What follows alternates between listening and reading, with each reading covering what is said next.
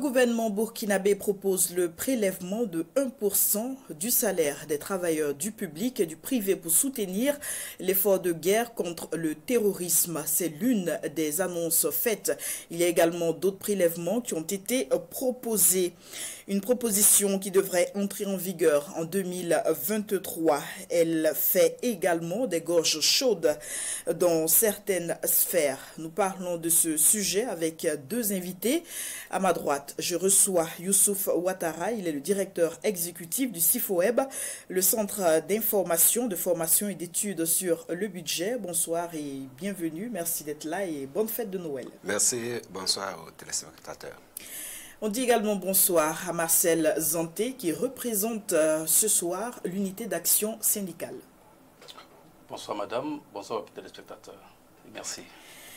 Alors le décor il est campé, fidèles téléspectateurs.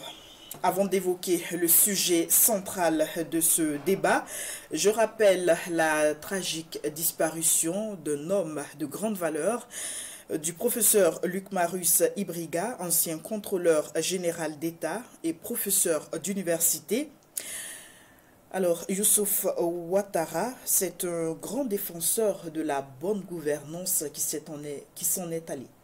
Oui, il faut le dire, au niveau du CIFOEB, nous perdons un grand allié qui nous a toujours été d'une certaine disponibilité quand nous avons sollicité son accompagnement pour produire nos actions, pour conduire nos actions en matière de promotion de bonne gouvernance. Et du reste, avec lui, on avait entamé la mise en place d'un cadre de concertation entre les organisations de la société civile qui œuvrent pour la bonne gouvernance financière et les corps de contrôle. Et il avait donc facilité le processus de discussion entre les différentes organisations. Donc je retiens vraiment un homme engagé pour la bonne gestion des finances publiques. Mais à titre personnel également, je voudrais lui rendre hommage parce qu'il a été mon maître de mémoire pour ma soutenance à l'ENAM. Donc, dans le cadre de ma soutenance à l'ENAM, c'est lui qui a encadré mon mémoire, qui m'a accompagné pour pouvoir produire mon document. Et à ce titre-là, en tout cas, je lui traduis toute ma gratitude et je souhaite bien que la terre du Burkina lui soit légère. Alors Marcel Zanté, une immense perte pour le Burkina Faso, des hommes de principe et de valeurs comme Luc Marus Ibriga, il n'y en a pas certainement beaucoup dans ce pays. Je voudrais également à mon tour, au nom de l'UAS, saluer la mémoire du professeur Luc Marus Ibriga. C'est un grand commis de l'État que nous venons de perdre, ça il faut le dire. Et nous avons travaillé beaucoup avec le professeur Ibriga. Du reste, nous l'avons approché il y a quelques jours de cela pour nous accompagner dans la commémoration du 3 janvier 2023 en vue. Et il nous avait en tout cas signifié son disponibilité à cause de son état de santé. Il nous a recommandé quelqu'un d'autre pour en tout cas nous accompagner dans cette conférence-là. Donc c'est pour dire que c'est un homme que nous avons côtoyé, avec qui nous avons travaillé. Et nous tenons à saluer sa mémoire et souhaiter que vraiment la terre du Burkina soit légère. La terre pour laquelle en tout cas il s'est battu pour que la bonne gouvernance soit de rigueur dans ce pays-là, et que cette terre-là soit légère, et que vraiment, en ce jour de Noël également, que l'enfant Jésus le reçoive dans son paradis céleste, c'est ce que nous pouvons dire. Et nous retenons de lui vraiment un grand comité d'État, quelqu'un qui a beaucoup servi l'État du Burkina Faso. La télévision Burkina Info présente également ses condoléances à la famille éplorée.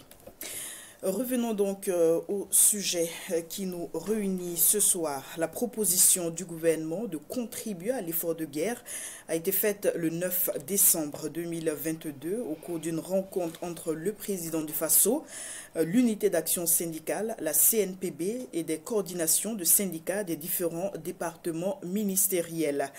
La question que je vous pose, Youssouf Ouattara, est-ce une bonne ou une mauvaise idée, justement, cette manière de faire?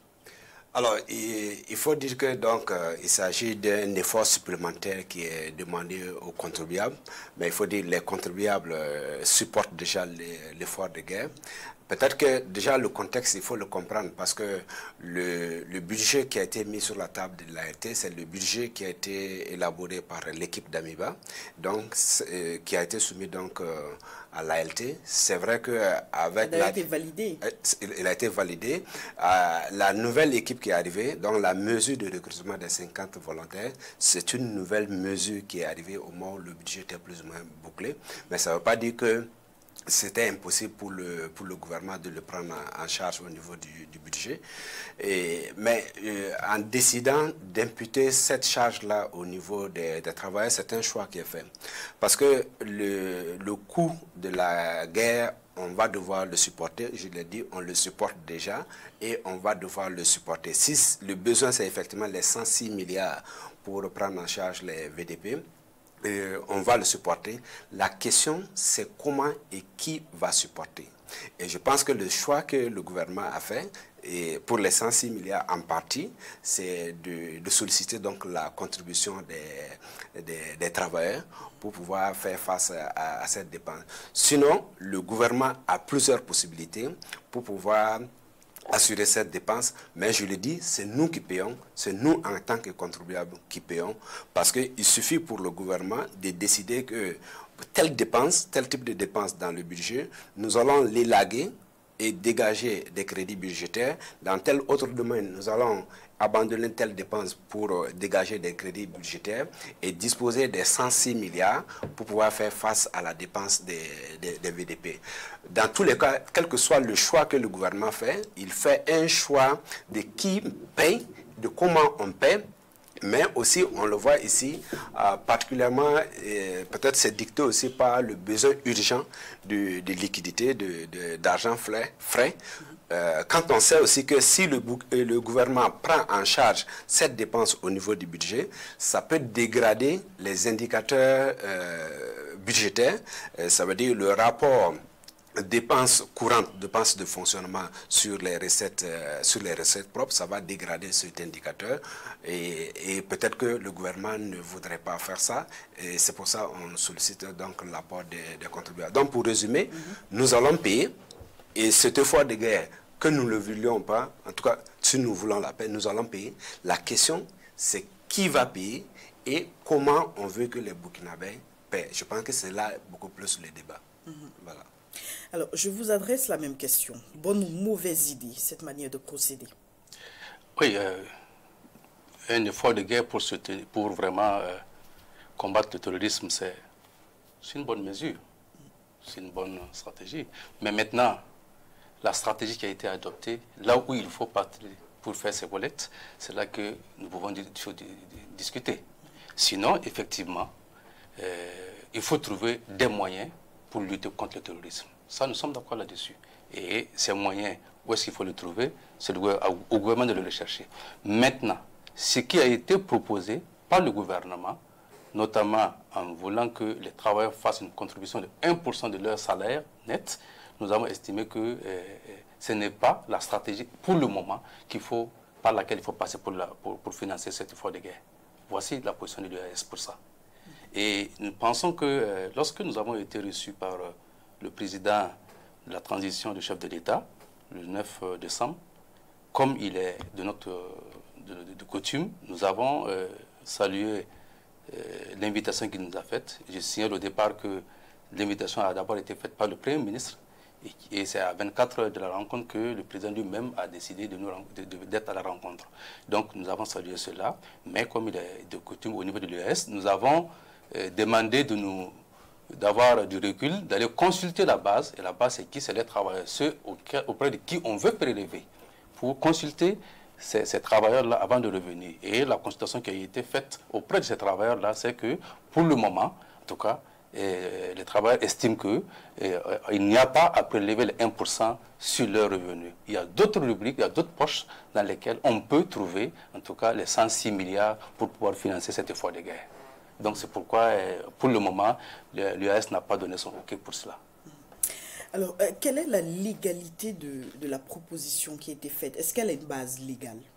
Oui, moi-même, je me suis interrogé sur pourquoi le gouvernement sollicite l'avis des centrales syndicales par rapport à cette initiative. Parce que les syndicats n'ont aucune prérogative sur les salaires des travailleurs. Si vous avez votre salaire, vous êtes le seul et éventuellement le juge qui peut décider d'affecter tel montant à telle dépense ou telle autre dépense. Donc, c'est une décision personnelle. Donc, j'imagine même si les travailleurs sur les centrales syndicales avaient dit on est d'accord et que moi, je dis on ne prélève pas mais 1%. Donc, pour moi, les acteurs syndicaux n'ont aucune prérogative de décider de oui ou non s'il faut prélever. Donc, c'est pour ça que je me pose la question bien pourquoi le gouvernement va vers les syndicats pour demander cet accompagnement. Mais moi, j'aurais compris la mesure dans sa dimension politique plutôt que dans sa dimension financière. Peut-être qu'il se disait qu'en ayant le OK des syndicats, cela allait passer du côté des travailleurs. Ça ne suffirait pas. Pour moi, ça ne suffirait pas parce que si quelqu'un dit qu'il ne contribue pas, le syndicat n'est pas l'autorité légale pour donner l'autorisation de prélever le salaire chez quelqu'un. Et donc, comme je le disais, pour moi, peut-être si la mesure a été prise, l'initiative a été prise dans le sens politique, ça veut dire pour mesurer et traduire l'engagement des Burkinabés, et en faisant une analogie avec le recrutement des VDP, parce que vous avez vu, l'avis a été lancé pour 50 VDP, il y a 90 personnes, 50 000 VDP, il y a 90 000 personnes qui ont... Là, en termes politiques, en termes de message politique, ça montre que les Burkinabés sont mobilisés pour faire face à la guerre. Donc, de la même manière, si on acquérait donc l'engagement des agents, ça veut dire que non seulement physiquement les gens sont prêts à s'engager, mais financièrement aussi ils sont prêts à s'engager. Donc, dans la forme, moi je ne vois pas de base légale pour demander aux syndicats d'autoriser ou de ne pas autoriser le prélèvement de 1%. Le gouvernement aurait dû passer autrement si tant est que l'objectif c'est vraiment de solliciter cet effort supplémentaire financier au niveau des travailleurs. Est-ce qu'on peut considérer cette proposition comme un tâtonnement? Parce qu'on propose sans savoir comment justement prendre en charge ces VDP qui seront recrutés. C'est ce que je dis. C'est pour ça que j'ai compris lorsque les acteurs syndicaux ont parlé de provocation, parce que ça manque une certaine cohérence. Voilà. Moi, je pense que peut-être qu'ils allaient voir les syndicats et dire voilà comment on veut passer. Mais comme je le dis, fait de cette manière, effectivement, ça va rebuter, effectivement, comme on l'a constaté à l'opposition des syndicats. Maintenant, on attend de voir est-ce que le gouvernement avait prévu un plan B. Parce que vous ne pouvez pas d'autorité prélever une portion du salaire des gains des travailleurs comme ça. Moi, je ne vois pas la base pour ça. Mais ils auraient pu avoir un bon schéma où ils disent peut-être des instruments qui permettent de dire oui, moi je suis d'accord, l'autre dit moi je ne suis pas d'accord. Et sur cette base-là, effectivement, le gouvernement engage et travaille à mobiliser cette ressource. Alors Marcel Zanté, on a vu que dans la sous-région Côte d'Ivoire, Bénin, le SMIC a été revu à la hausse. Est-ce que si dans le contexte burkinabé, le SMIC avait été revu à la hausse, est-ce que cela aurait été possible? Merci bien. Je pense qu'à ce niveau, vous permettrez que je fasse un recul là. Hein. Vous voyez qu'aujourd'hui, au niveau du Burkina, le SMIC est combien? 30 684. Et si vous allez sur le marché, un sac de maïs, il coûte combien? Je pense que c'est 32 000 ou dans les environs de 132 000. Le sac de riz, il coûte combien? Et vous voulez encore que sur cela, effectivement, un travailleur puisse contribuer avec 1%. Donc, comme M. Ouattara venait de le dire tout de suite, c'est en quelque sorte une provocation. Parce que déjà que le revenu du travail ne lui suffit même pas pour survivre. Et du reste, c'est ce même gouvernement de MPSR qui a fait 2 fois les augmentations sur le carburant.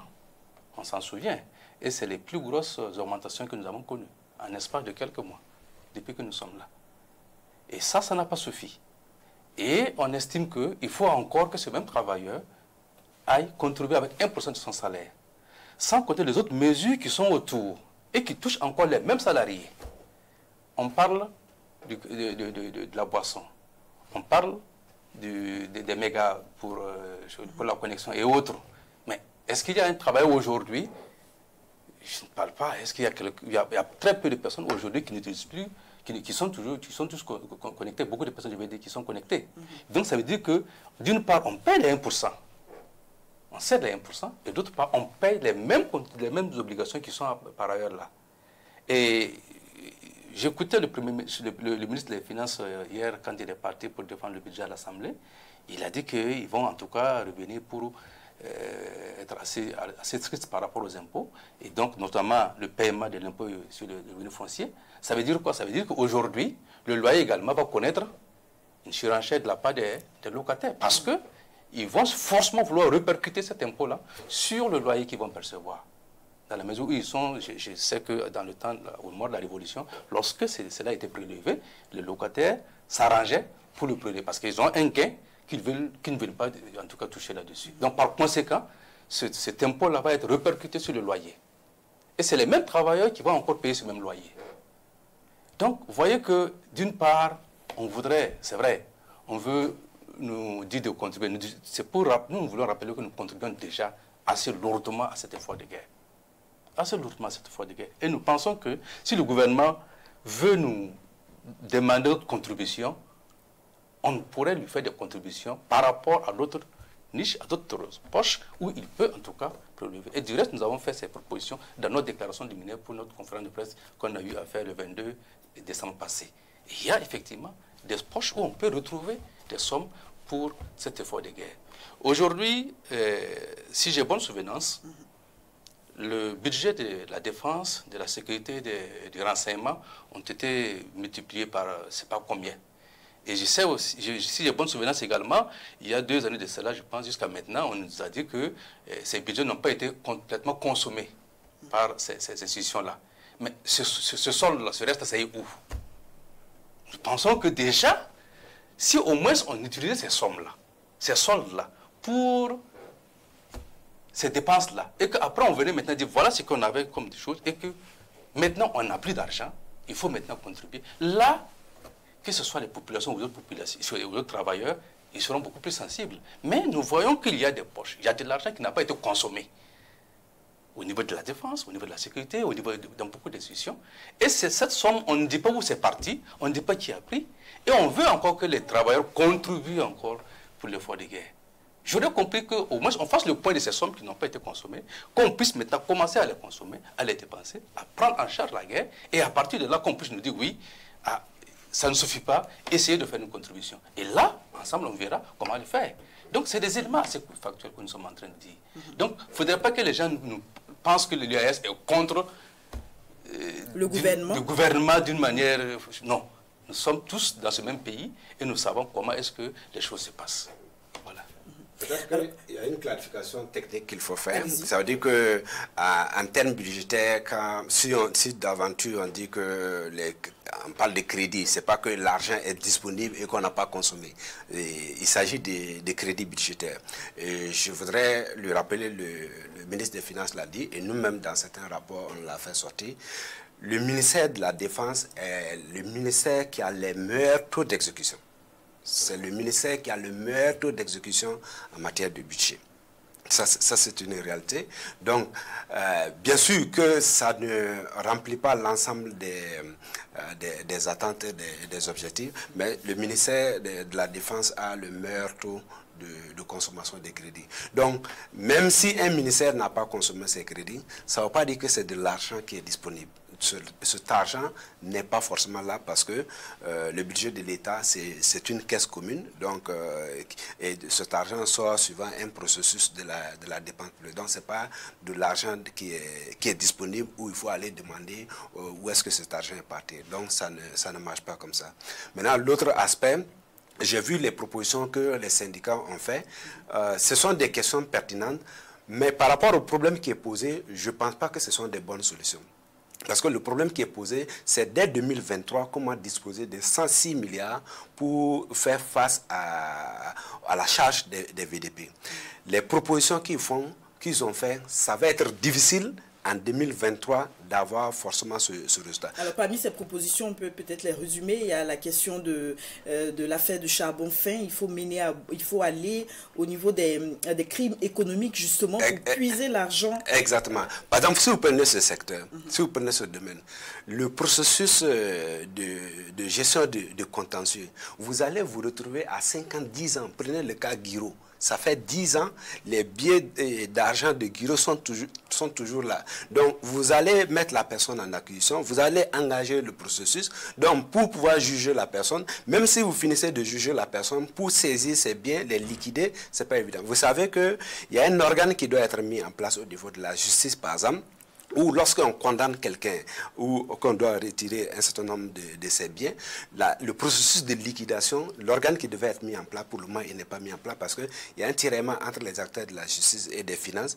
Ce qui fait qu'on peut saisir un bien de quelqu'un et le bien se déprécie parce qu'il a été stocké pendant longtemps. Allez-y dans les greffes parquet, vous allez trouver qu'il y a des biens qui sont là en périssement parce que le mécanisme de liquidation n'est pas encore bien mis en place. Donc, c'est très hypothétique. Mais ce mécanisme-là, ce sont toujours les hommes, c'est l'appareil judiciaire. C'est l'appareil, c'est les règles. Voilà. C'est l'appareil, c'est les règles.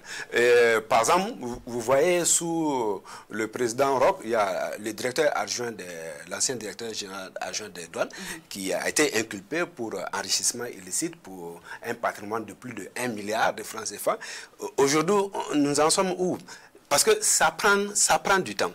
Ça prend du temps si vous voulez respecter les droits des personnes qui sont accusées. Et même si on arrive à des condamnations, pour permettre à l'État de rentrer dans ces fonds, peut-être ça va prendre 2 ans, 3 ans, 5 ans, 10 ans. Alors que ce que le gouvernement dit, on a besoin de 106 milliards. Donc il faut de l'argent frais. Il faut de l'argent frais et les propositions que les syndicats font, moi je sais bien que ce sont des questions pertinentes, mais ça ne peut pas résoudre ce problème. Même les restes à recouvrer. Les restes à recouvrer, c'est ceux qui doivent à l'État, ceux qui doivent payer des impôts, qui ont fait des chèques finalement. Parce que vous allez aller trouver qu'il y a des entreprises qui n'existent plus. Vous allez aller trouver qu'il y a des entreprises, si vous les redressez, c'est leur disparition avec des cas sociaux, donc des emplois qui vont disparaître. Donc, on est beaucoup plus sur des dimensions hypothétiques dans ces secteurs-là. Et c'est pourquoi je pense que le gouvernement a fait ce choix, parce qu'il y a une certaine prévisibilité.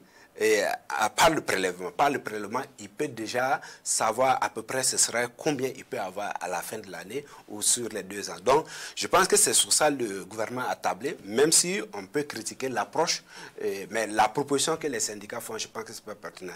Pour terminer, nous, au niveau des organisations de la société civile, notamment le CIFOEM, il y a la question de la justice fiscale qui nous tient à cœur, la justice fiscale et justice sociale. Nous estimons que ceux qui ont un salaire sont des privilégiés par rapport à d'autres Burkinabés. Même s'ils ne sont pas nantis, même si ce salaire ne suffit pas, ceux qui ont un salaire sont des privilégiés par rapport à d'autres Burkinabés. Et le principe du prélèvement, que ce soit sous forme d'impôt, ça veut dire qu'on demande à ceux qui en ont un peu plus de donner pour pouvoir assurer le fonctionnement de l'État. C'est en fonction de ce principe. Et si on met dans la balance que si toutefois ça va permettre à des populations de retrouver leur localité, je pense qu'il n'y a pas, en ce moment, il n'y a pas un effort de trop. Peut-être que c'est l'approche, c'est le mode d'administration de ce prélèvement qui est discutable pour moi. Marcel Zanti, oui. Vous souhaitez réagir sans doute? Je voudrais réagir d'abord sur le premier aspect par rapport au crédit accordé. Je suis d'avis avec vous que le crédit, les budgets sont des crédits accordés, mais je dis clairement que le gouvernement, dans ses prévisions budgétaires, a quand même des éléments sur lesquels il se base pour faire ses budgets. Par conséquent, si aujourd'hui il y a un déficit dans le budget, je sais que la défense, c'est un des ministères clés de notre pays. Il y a d'autres ministères dans lesquels on peut peut-être mettre en attente certaines actions pour que, tout simplement, on puisse financer, puisse combler le manque à gagner au niveau du ministère de la Défense ou du ministère de la Sécurité. Donc, voilà un peu notre vision de la chose. Ça, deuxièmement, vous avez effectivement relevé que le ministère de la Défense, c'est le ministère qui a eu le meilleur taux de consommation. Mais c'est dans ce même ministère également, malgré ce meilleur taux de consommation, qu'on nous dit que des officiers se sont embourgeoisés. Est-ce que ça veut dire quoi? Ça veut dire que ce taux de consommation qu'on dit meilleur, il faut effectivement laisser que des individus s'embourgeoient sur ce budget-là sans regarder. Voilà des éléments qu'il faut peut-être qu'on mette un peu au clair. Ensuite, par rapport à ce que vous avez dit pour la justice sociale et puis fiscale, nous sommes d'avis pour une chose. Et quand on parle aujourd'hui de justice sociale et de justice fiscale, comme je l'ai dit tantôt, reconnaissez que les travailleurs, si c'est pour cette justice-là, ils sont déjà dans le temps assez chargés. Et comme je l'ai dit, si nous prenons aujourd'hui ce qui est comme contribution au niveau de l'UETS, je pense que nous avons fait des luttes. Plusieurs fois, vous êtes au courant de cela, vous avez même quelquefois opinion là-dessus. Nous sommes dans un état où, effectivement, les travailleurs contribuent d'une certaine manière assez importante dans le budget de l'État à travers l'UETS. Et on laisse, on garde ça, ça c'est déjà un acquis, et on vient imposer, j'allais dire comme ça, excusez-moi les termes, c'est vrai que c'est une proposition, mais j'ai dit, on veut nous imposer un autre impôt, avec 1%. Même si, par ailleurs, on dit que c'est 1%, c'est pas beaucoup, mais d'abord, 1% pour quelqu'un, comme l'exemple que j'ai pris aujourd'hui tout de suite par rapport à un travailleur qui touche tout au plus le SMIC, ça fait combien déjà sur ce qu'il gagne? Bon, on me dira, oui, il y a d'autres qui touchent mieux que ça, bon, des centaines de milliers, oui, c'est vrai. Mais je dis que c'est, comme vous l'avez dit vous-même, c'est le principe du fait qu'on ne peut pas aujourd'hui, avec tout ce que le travail fait comme contribution, repartir pour le dire encore, vient et fait une contribution de 1%. Nous sommes d'accord pour une chose. C'est un effort de guerre qui est volontaire. Du reste, hier, j'ai suivi les émissions, on a fait le point des contributions volontaires que les gens ont fait.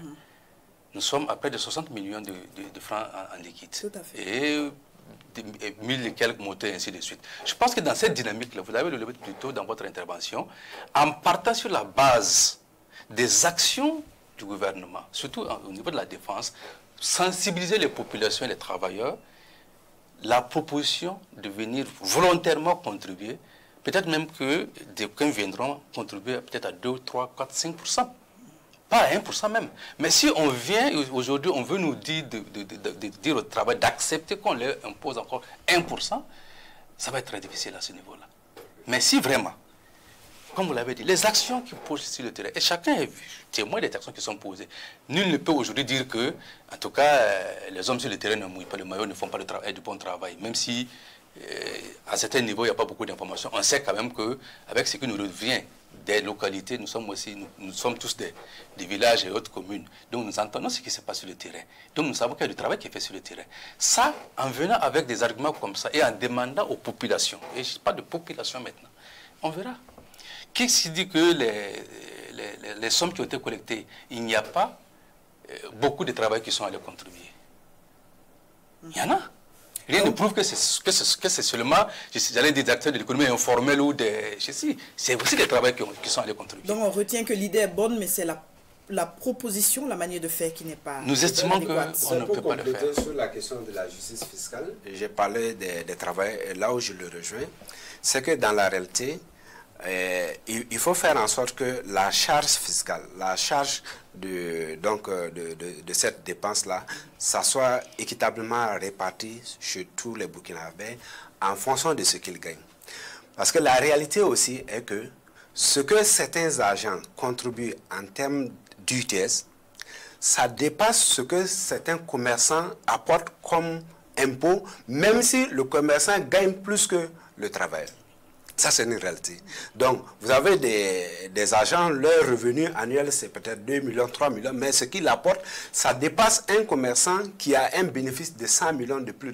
Ça aussi, c'est une réalité. Ça veut dire que dans notre système fiscal, nous avons des déserts fiscaux. Nous avons des déserts fiscaux, ça veut dire qu'il y a un certain nombre d'acteurs économiques qui ne contribuent pas. Et sous les régimes politiques, on a senti que en amont de la campagne, les acteurs économiques accompagnent les gens dans la campagne politique. Et après, c'est un système... On a des récompenses. Exactement. Parce qu'il y a des yards, aujourd'hui, il y a des yards, je peux donner. Par exemple, si vous prenez Roroko, un agent des impôts ne peut pas rentrer dans Roroko pour prélever l'impôt. Il y a problème. Parce que même si c'est 10 francs que tu gagnes, même si c'est 100 francs que tu gagnes, et on dit de donner 1 centime, tu dois pouvoir l'apporter. Donc, si vous prenez aujourd'hui le marché des cycles du théâtre populaire, les agents des impôts ne peuvent pas y aller. Alors qu'ils gagnent quelque chose, ce sont des infrastructures qui sont construites par l'État. Et l'État, par les militaires aujourd'hui, travaille à sécuriser tout le monde pour que son activité marche. Donc, il faut qu'effectivement, il y ait cette justice fiscale-là, que tous ceux qui gagnent quelque chose, qu'effectivement, ils puissent apporter. Donc, pour moi, peut-être qu'on a ciblé d'abord les travailleurs. J'ose espérer en tout cas qu'on a ciblé les travailleurs, mais que les autres acteurs économiques, les autres agents économiques qui peuvent contribuer, que le gouvernement travaille également dans ce sens. Pourquoi? Parce qu'il faut que ce soit une mesure beaucoup plus structurelle. Ce que le gouvernement est en train de proposer, c'est une mesure conjoncturelle. Ils ont dit 2 ans. Parce qu'on est parti pour minimum 5 ans avec ces VDP. Donc, il faudra une solution budgétaire. Il faudra une solution qui intègre le budget au lieu que ce soit un fonds à part. Et pour que ce soit une solution qui intègre le budget, il faudra travailler à pouvoir mobiliser davantage de ressources pour qu'au lieu de 2600 milliards que nous avons aujourd'hui pour le budget, que nous soyons à 3000 à 4000 milliards. En ce moment, si on a 1000 milliards de plus, on ne viendra pas demander à des gens, à des travailleurs, de contribuer davantage à hauteur de 1%, parce que les acteurs économiques auraient déjà contribué à travers les différents impôts. Je pense qu'il faut cette solidarité et surtout profiter de l'élan patriotique qui est là aujourd'hui pour pouvoir fouetter ce civisme, ce sens de civisme chez les citoyens, surtout les acteurs économiques, pour qu'ils puissent effectivement supporter l'effort de guerre. Alors, le ministre de l'économie était sur la télévision nationale pour justement apporter des précisions en ce qui concerne ce prélèvement. Est-ce que les explications apportées ont pu éclairer les zones d'ombre que l'UAS avait? C'est vrai que nous l'avons écouté sur les antennes de la télé. Et c'est vrai qu'il a essayé d'être beaucoup plus précis. Mais nous disons que les préoccupations que nous avons énumérées, elles sont là, elles sont d'actualité. On ne peut pas les contourner, ce sont des faits factuels.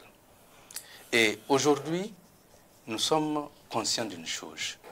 Et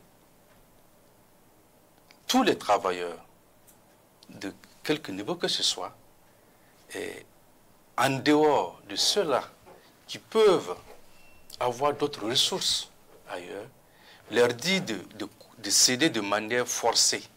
Hein? Cette contribution-là, ça va pas, ils ne pourront pas les supporter. Il faut effectivement les amener à accepter. Et comme M. Ouattara venait de le dire, nous voulons 106 milliards, comme ils l'ont dit. Nous avons fait des propositions, même si par ailleurs vous dites que ces propositions, pour que ça soit concrétisé, ça va prendre des années.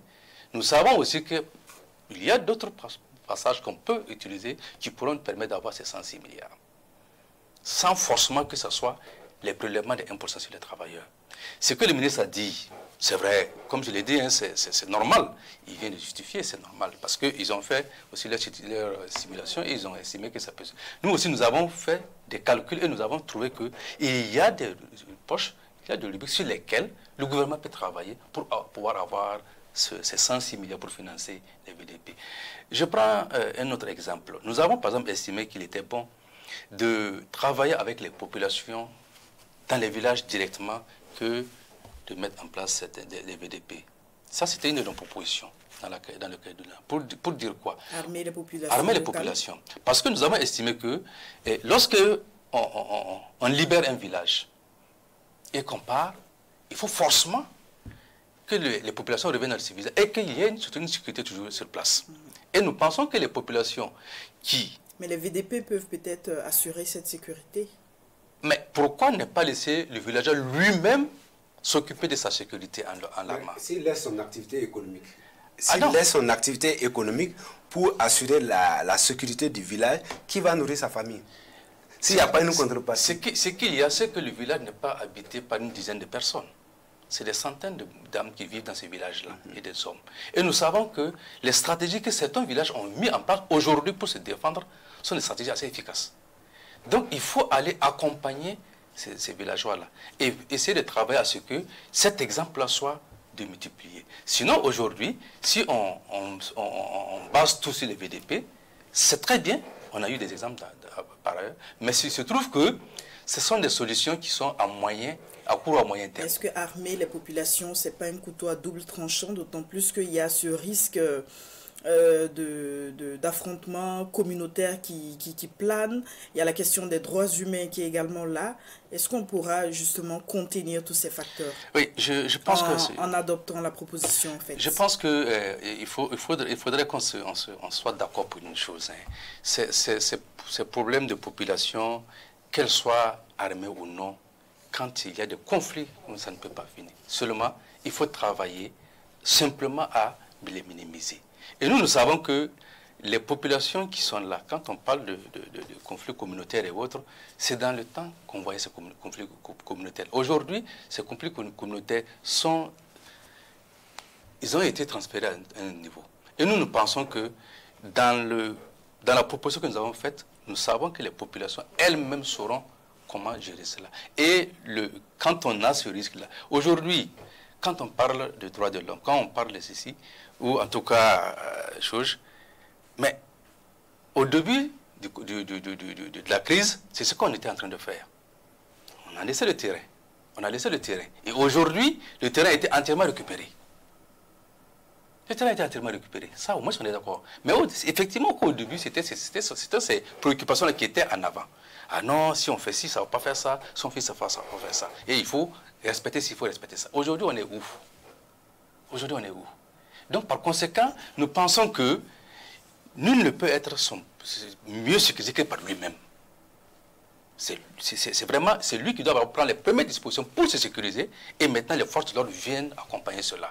Sinon, s'il faut dormir sur l'oreille, penser que les forces de l'ordre sont là. Mais pour vous prendre au mot, il y a beaucoup qui estiment que cette situation s'est fortement lisée justement parce qu'il y avait ces communautés de défense locale qui ont également contribué à ce sens.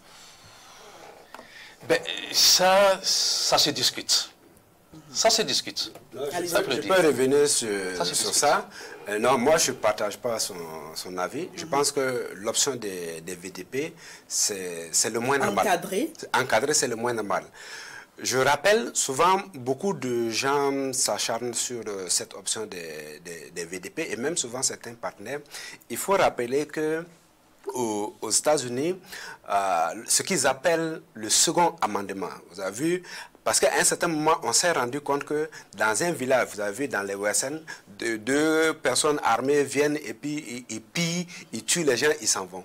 Et c'est au regard de ça que les populations ont constaté, au moment où les gens viennent attaquer, l'État n'est pas là pour les protéger, il faut permettre aux gens de disposer des armes pour se défendre.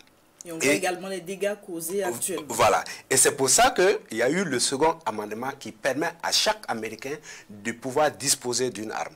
Et moi, je pense que nous, on fait mieux. Nous, on dit, personne ne paie son arme lui-même. C'est l'État qui va payer les armes. C'est l'État qui va identifier les personnes à qui il va donner les armes. L'État va les former et définir un cadre d'intervention. Et l'approche qui veut que chaque village s'organise, non, il faut une approche systémique. Parce que vous avez les forces de défense et de sécurité qui ont la mission prioritaire donc, de sécuriser le pays. Donc il faudra que toute action rentre dans ce dispositif-là. Et si, avec les VDP, en ce moment, l'État a le contrôle et l'État peut en disposer comme il veut. Et je reviens sur la question budgétaire pour dire que et pour demander à des populations, il y a des gens qui ont abandonné, il y a des VDP, il y a des volontaires qui n'étaient pas VDP officiels, qui ont abandonné parce qu'ils n'avaient plus rien économiquement. Ils ont abandonné leur activité économique, personne ne s'occupe d'eux. Et maintenant, l'État dit, vous restez, moi je vais donner un minimum, donc vous organisez, vous aurez un minimum pour vous occuper de vos familles. Je pense que c'est la meilleure option parce que dire aux populations de prendre en charge leur sécurité sans un moyen, je pense que c'est trop hypothétique. Moi, je pense que c'est le moindre mal. C'est vrai que tout n'est pas parfait, mais moi, je pense que c'est le moindre mal. Et là, on encadre davantage par le système de l'impôt, parce que l'impôt, on le dit, il a une fonction économique et une fonction sociale. Ça veut dire que on prend sur celui qui en a et on va donner à celui qui n'en a pas. Donc, vous savez que sur le territoire, il y a certaines localités, ils n'ont pas de ressources. Peut-être il y a des gens qui veulent se défendre, mais il n'y a pas d'activité économique, il n'y a rien. Mais si on peut aller prélever par ces 1% ou d'autres mesures sur les personnes, sur les Burkinabés qui en ont, pour pouvoir aller soutenir d'autres Burkinabés qui n'en ont pas pour leur permettre de se défendre, en réalité, en ce moment, l'impôt ou le prélèvement rentre dans la logique classique de l'impôt. Moi, je pense que c'est une bonne approche. C'est le moindre mal, je pense. Si je peux... Allez-y. Je prends votre exemple pour les États-Unis, le second amendement, comme vous l'avez dit. Je pense que ce que nous avons dit, c'est la même dynamique que le second amendement. Et ce qui s'est passé aussi en Algérie à côté, c'est la même chose. Lorsque les terroristes ont démarré en Algérie, c'était la même façon de faire. Et c'est comme ça que les populations se sont protégées. Comme on l'a dit, un groupe de terroristes qui traverse une zone pour aller à une zone B, pour attaquer et repartir, si les populations sont averties, s'ils sont armés, lorsqu'ils vont penser à aller faire leur acte là-bas et repartir, les autres vont les attendre. C'est ça. Mais maintenant, ils sont dans les mais en attendant... C'est les citoyens des villages, ils ne viennent pas d'ailleurs. Ils ne viennent pas d'ailleurs, ce sont les citoyens Nous sommes entièrement d'accord avec vous, dans la mesure où aujourd'hui, ce qui a été fait comme recrutement, les 50 000 dont on parle, c'est pour les positionner dans les différentes communes. Non, il y a 15 000. Il y a 15 000, il y a 15 000 qui sont des VDP nationaux. Ça veut dire que, en termes de compétences territoriales, l'armée ou les acteurs de la sécurité peuvent les déployer où ils veulent. Maintenant, pour chaque commune, on a 100 VDP, donc qui seront sélectionnés dans les villages. Et peut-être là, l'espace d'opération, ce sera l'espace communal. Mais ils sont toujours dans leur localité et en termes d'opération, on peut décider que vous restez dans votre village parce que vous connaissez mieux votre village. Quelqu'un, comme vous l'avez dit, qui infiltre le village, vous connaissez mieux qui rentre, qui sort. Voilà. Donc, en réalité, le dispositif n'est pas différent. Ce sont les gens qui sont dans leur village. Maintenant, la seule différence, c'est qu'on dit l'État va vous soutenir. Les autres Burkinabés vont vous soutenir avec un peu d'argent. Et c'est effectivement à ce niveau aussi que je termine sur votre intervention pour dire que vous êtes effectivement des finances, comme on aime à le dire. Peut-être que je me trompe, mais on a dit que trop d'impôts tue l'impôt. Et comme je l'ai dit, les contribuables dont on fait cas aujourd'hui, c'est les mêmes salariés. On a opiné tantôt, vous avez relevé effectivement les acteurs économiques pour essayer de voir leurs contributions. Mais si on continue à vouloir seulement ne se baser que sur les salariés, et comme je l'ai dit, on a une situation des salariés. Ils sont combien de mille, ces salariés par mois, qu'ils soient du privé ou du public? Comparé aux acteurs de l'économie qui sont là, qui sont des milliers également. On connaît à peu près leur situation. Donc nous pensons qu'il y a beaucoup plus de choses à faire à ce niveau-là. Sinon, sur le fait que les travailleurs dans leur ensemble, pour les salaires, le prélèvement obligatoire, ce ne serait pas vraiment une situation favorable pour eux. Moi, ça, c'est clair. Je peux lui expliquer que... Alors, allez-y rapidement, s'il vous plaît. Les travailleurs peuvent payer, le gouvernement peut les faire payer plus de 1%. Ça, vous en êtes d'accord. Vous savez comment? Par exemple, le gouvernement peut financer ces VDP par la dette, par le déficit budgétaire. Oui. Ça veut dire quoi? Vous savez que le budget de l'État pour 2023, disons, ce que le gouvernement a présenté, ce qui a été voté par l'ALT, c'est autour de 273 milliards en termes d'épargne budgétaire. Et en termes de déficit budgétaire, c'est 604 milliards. L'épargne budgétaire, ça veut dire quoi? Ça veut dire que vous avez fait le point des recettes, vous avez dégagé ce que vous avez payé pour la dette, vous avez dégagé le fonctionnement, notamment les salaires et les autres aspects du fonctionnement, et ce qui reste, qui est les 273 milliards que vous devez affecter à l'investissement. Ça veut dire construire des routes, payer des équipements. Le gouvernement peut décider, par exemple, sur 273 milliards, on va dégager, on avait prévu 100 milliards pour faire certaines réalisations. Maintenant, comme les travailleurs ne veulent pas payer, on va les laisser.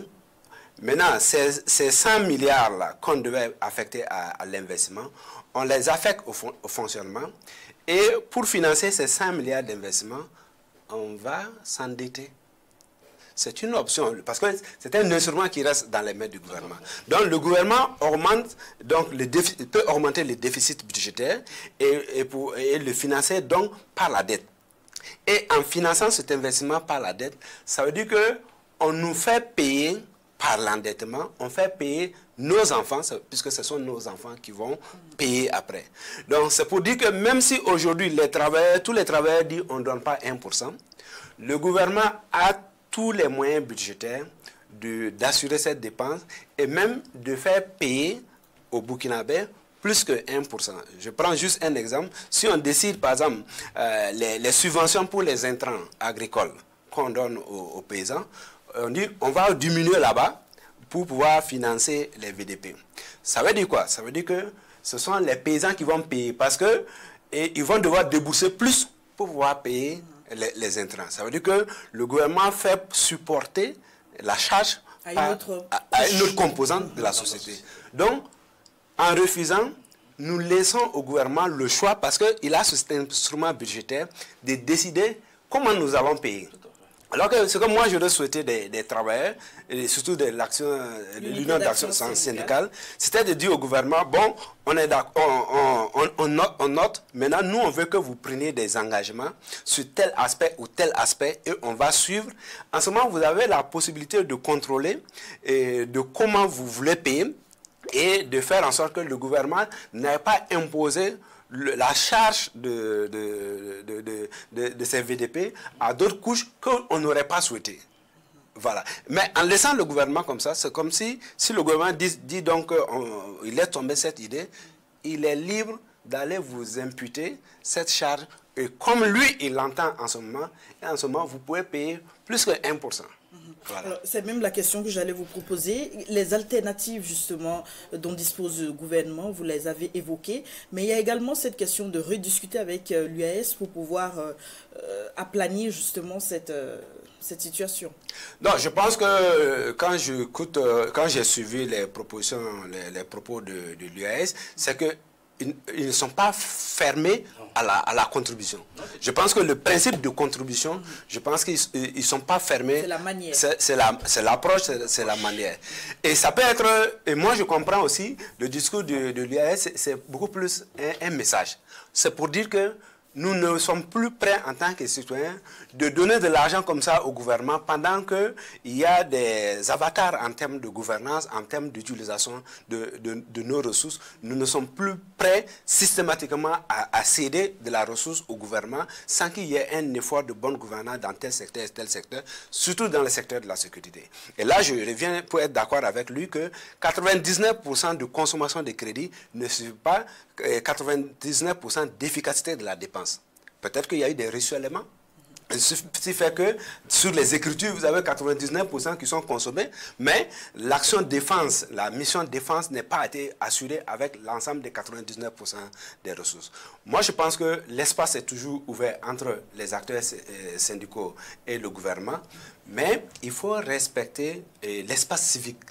Parce qu'on sent aussi que dans ce contexte-là, l'espace civique est en train de se rétrécir. Moi, je pense que le principe de consentement, il faut le consacrer. Voilà. Et le gouvernement peut décider de développer des fiches, pas des fiches de consentement, mais des fiches d'opposition. Ça veut dire que c'est celui qui n'est pas d'accord qui va prendre la fiche à la DAF pour écrire son numéro matricule et dire que moi, je ne suis pas d'accord. Et donner 1 mois, 2 mois. Non, parce que mais là, est-ce qu'on ne s'expose pas? Exactement. En fait, c'est stratégique. Ça va être stratégique pour le gouvernement.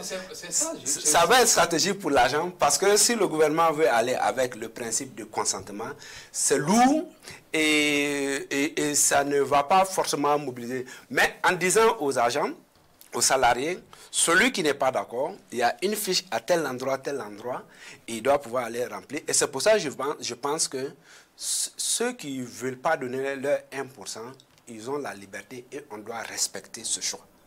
Il faut que les Burkinabés, on ne pourra jamais être d'accord, tout le monde ne pourra pas être d'accord sur tout le temps.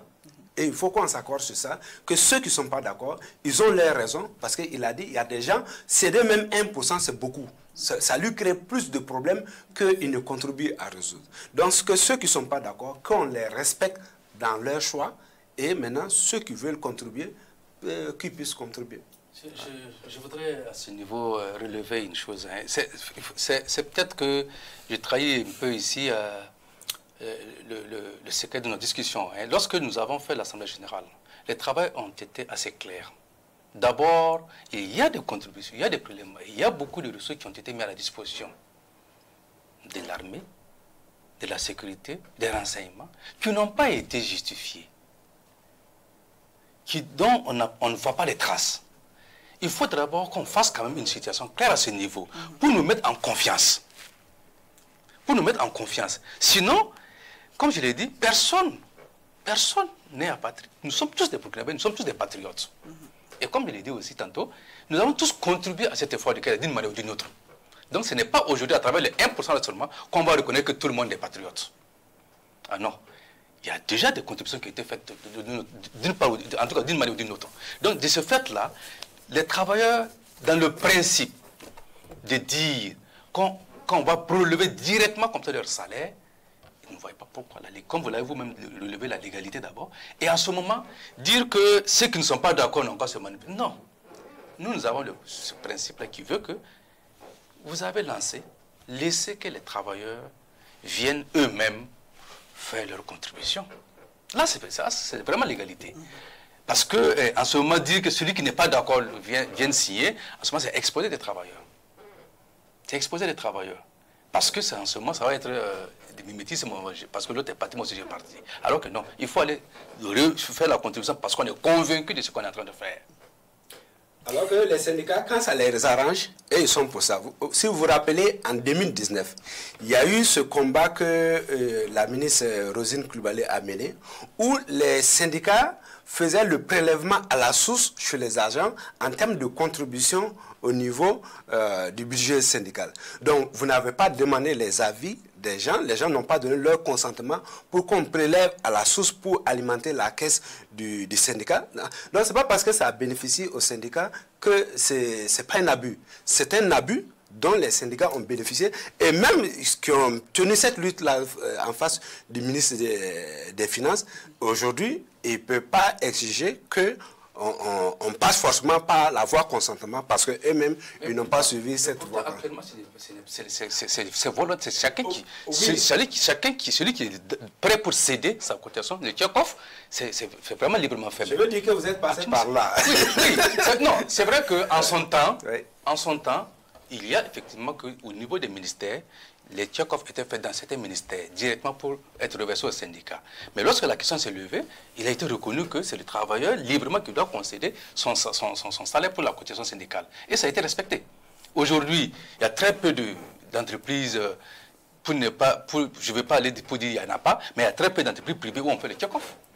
Très peu. Voilà, au niveau même de la fonction publique, en dehors des finances, il y a très peu de départements ministériels qui le font.